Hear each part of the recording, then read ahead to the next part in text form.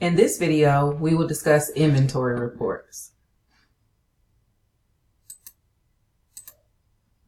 To view an inventory report, you must first start an inventory.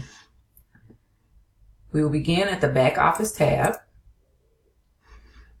and then choose Inventory.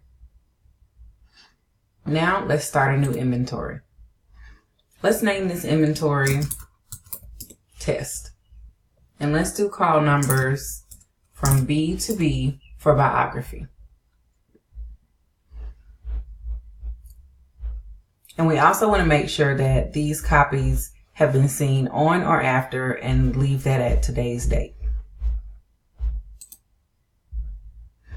Do you want to start this inventory? Let's choose yes.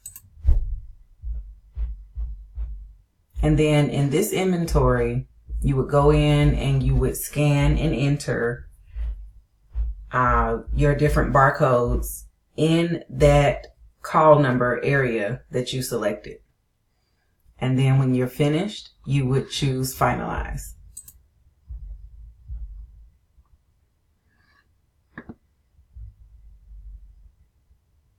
And this is, again, my first year, and I may have to go in and change something with this inventory.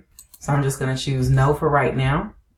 However, I have a list of completed inventories, and that's what we'll do to go in and view our report. So we're in the Back Office tab, and we chose View, In Progress, and Completed Inventories. Then we chose Completed Inventories, and now we can just go in and view, for example, the biography inventory that I completed on March 25th.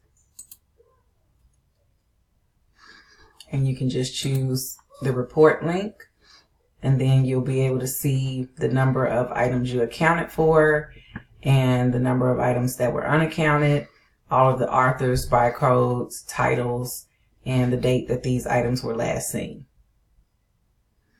So in this video, we've discussed how to view an inventory report.